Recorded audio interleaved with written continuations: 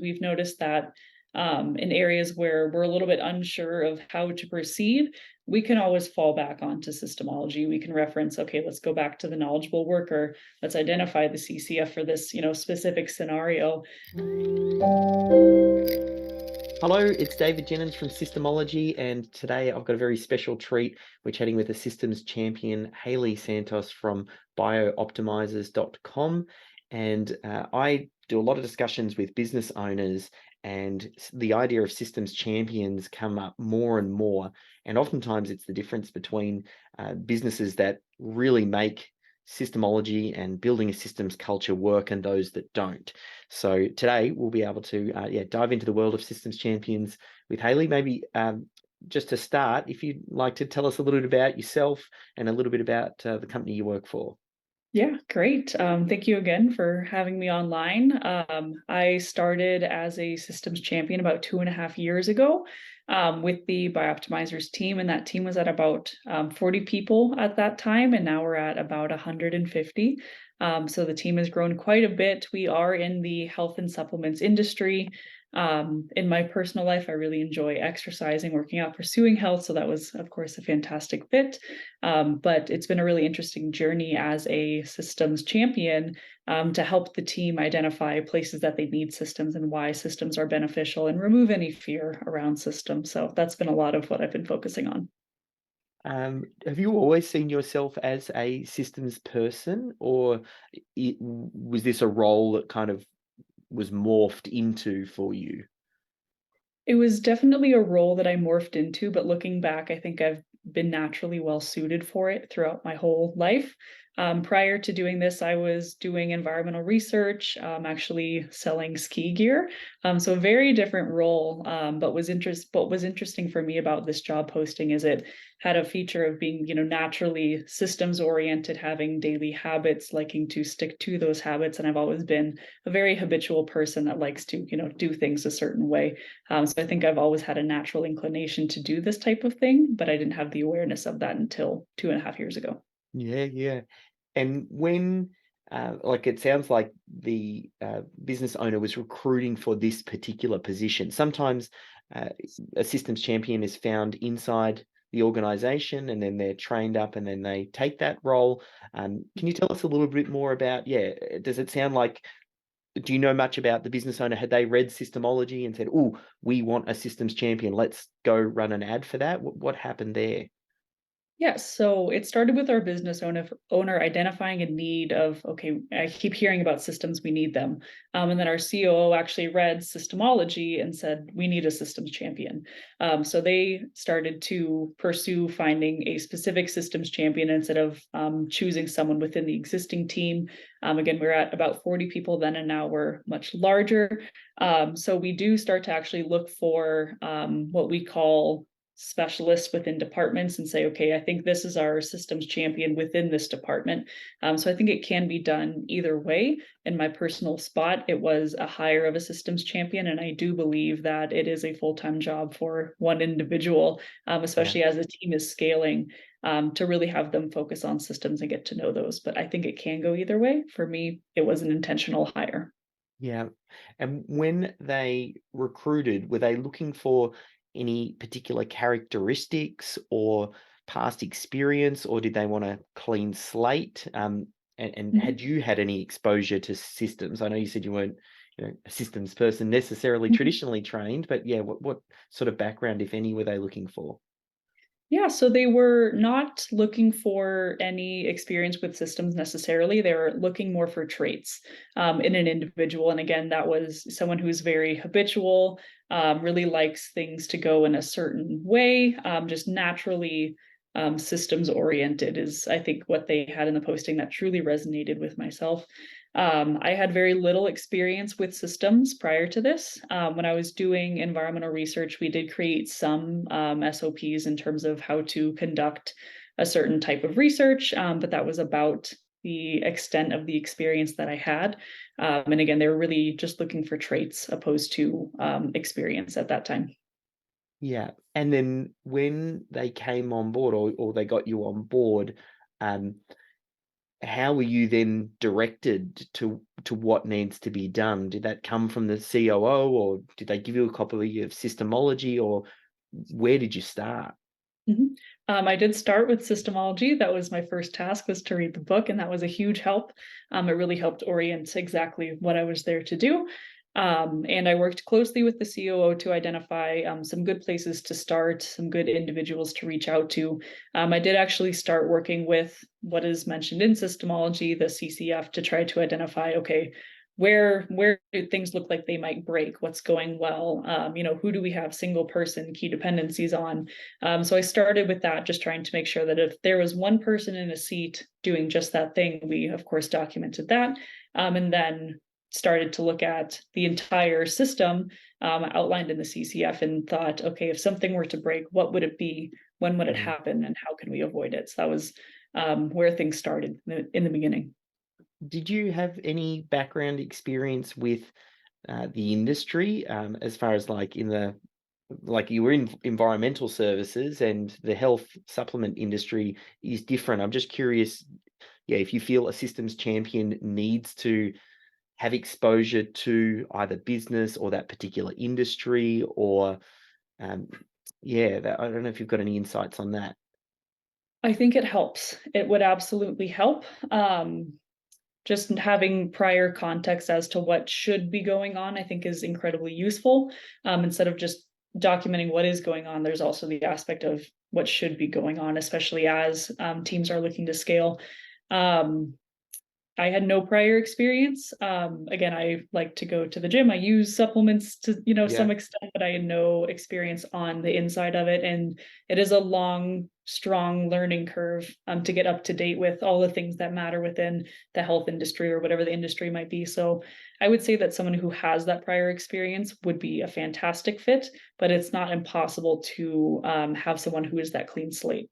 Mm.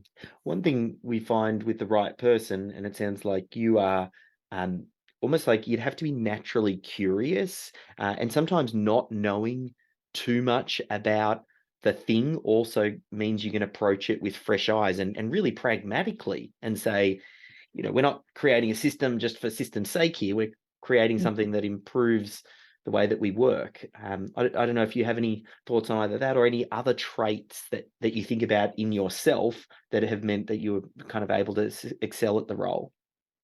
Yeah, I think a trait of mine that I think helped a lot was quick learning speed, just being able to gather information and quickly put it to use. Again, if you don't have prior experience, there is a lot of learning to do. So I think someone who can be adaptable like that can help someone who likes the precision and detail orient. Being focused on the Mm. details, that aspect is great in a systems champion, but also being adaptable and flexible, I think, is important. And someone who has that core skill, I think, can walk a very fine line of coming into an industry, learning about a particular process or a large scale process, whatever the topic might be. And they can have the curiosity, like you just mentioned. I think that is a fantastic trait to look for. They can have the curiosity to ask some questions of, okay, how does this piece connect to all of these other pieces?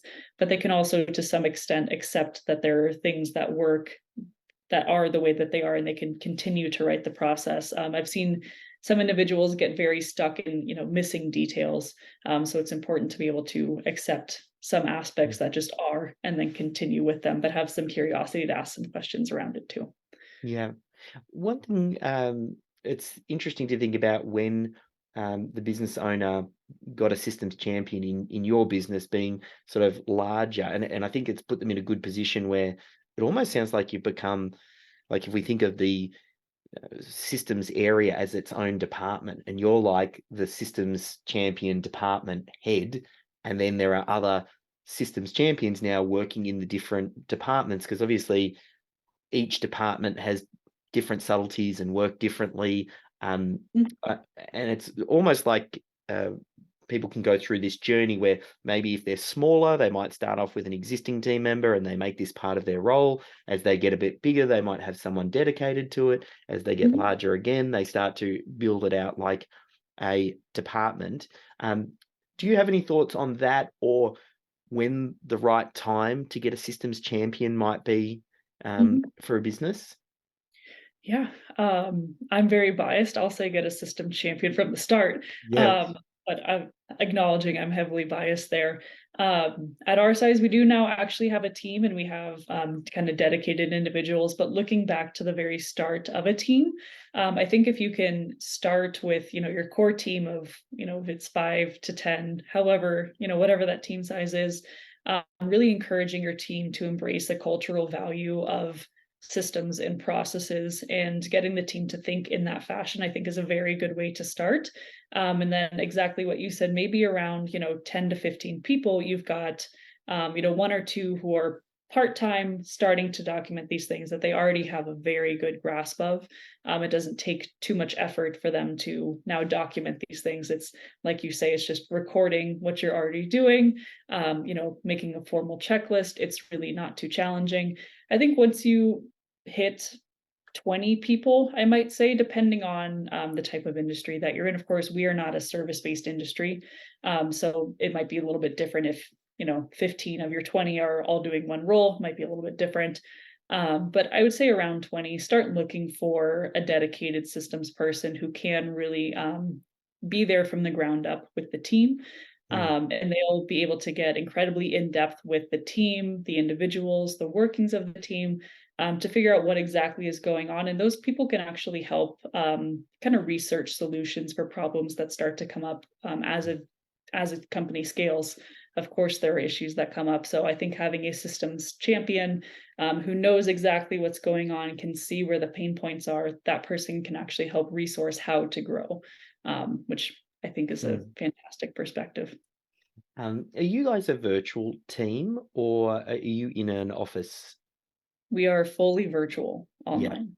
yeah. I definitely find virtual teams in particular really benefit from systems and process because it kind of helps smooth out the communication and Yeah. setting expectations and things like that when you're not sitting right next to each other. Yes, Yeah. absolutely. I'd say our team has relied a lot on systems, and specifically our communication system that I developed within the past year. Having a streamlined communication system from the start, I think, is larger than anything else. I'll be completely honest. Especially being in a remote world, Wi-Fi can go down.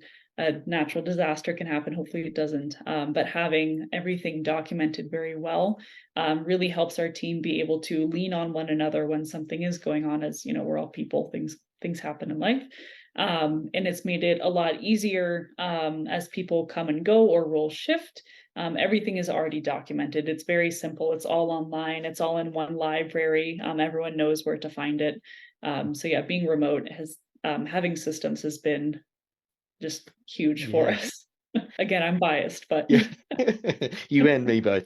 Um, what are some of the challenges, especially, there's going to be certain challenges as you're scaling, as you're virtual, even just getting team to adopt a systems mindset, especially, I mean, you guys were already quite established. You had a good sized team, so people are going to be already doing things a certain way. I don't know if you kind of look back over the last few years around some of those hurdles you've had to try and navigate through and yeah, Mhm. if you can identify what they are and maybe even some of the things that you did to overcome them. Yeah, definitely some challenges with growing as there always are. I think some of the initial challenges that I faced being someone, again, dedicated to this specific role, there were a lot of people who felt maybe a little bit, uncomfortable with someone starting to shine some light on exactly what they were doing. Again, in the situation of key dependencies where there's one person doing one thing, they can sometimes relate that to their job security.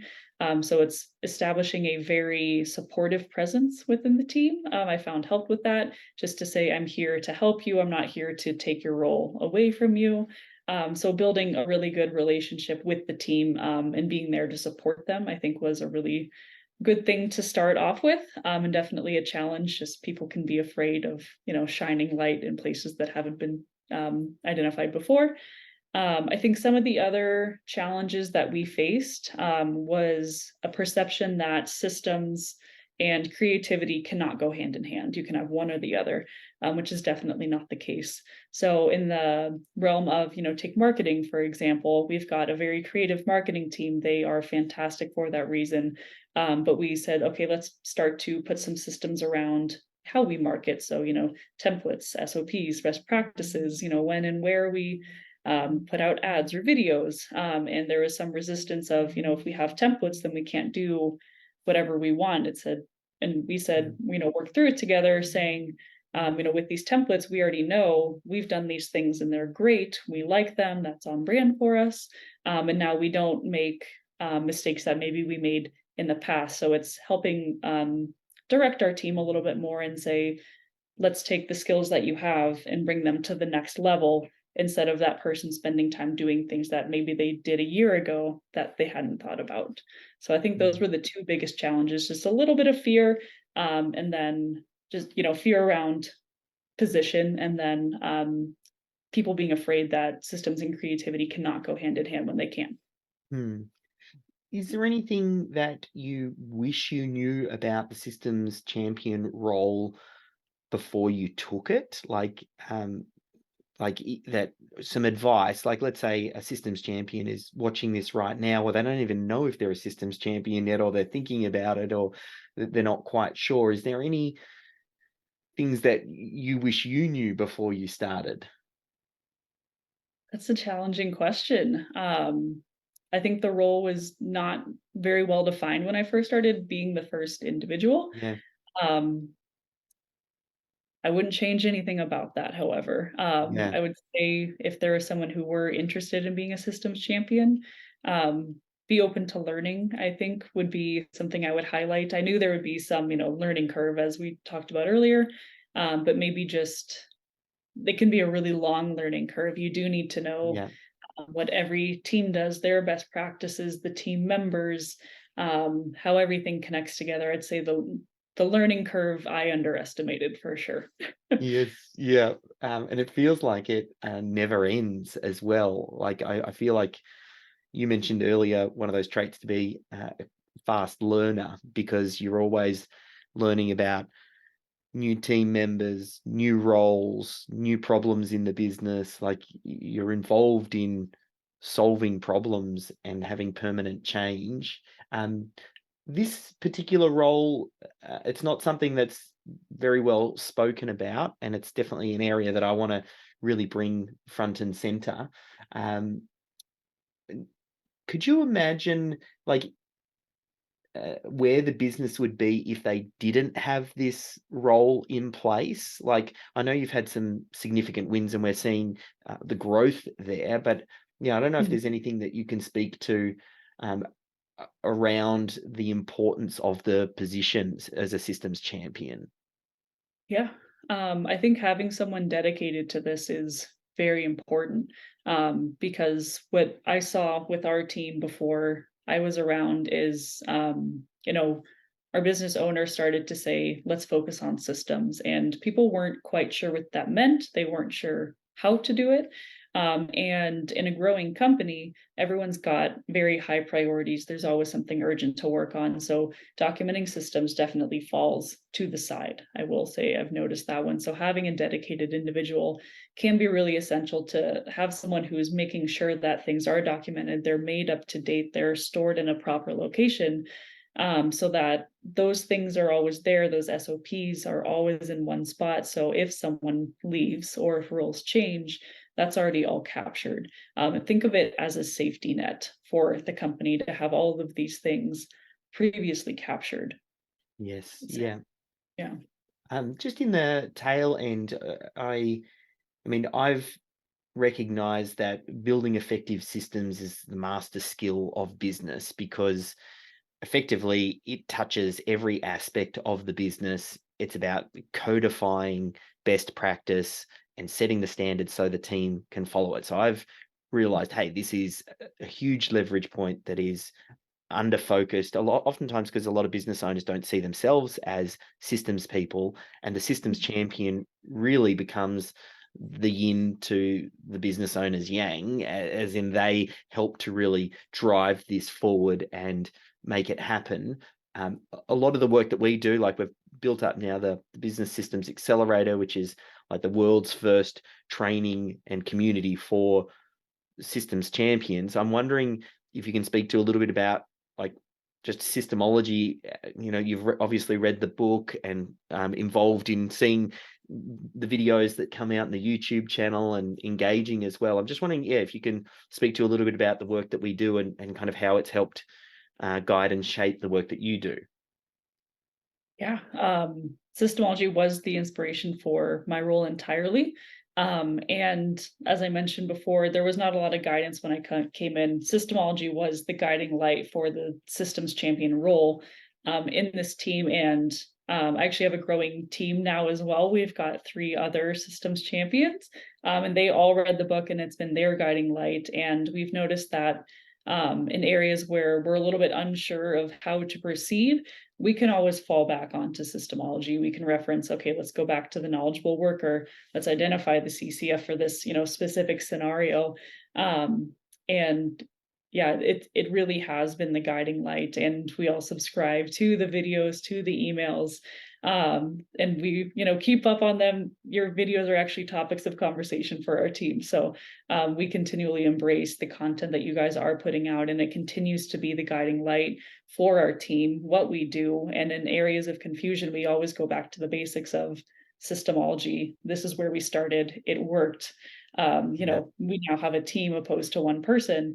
And we've helped our company scale, choose softwares, adopt those softwares, train the team on softwares, all because of systemology. So yeah, it's Wow. Yeah, I what can't a really great emphasize the story. influence of it. Yeah.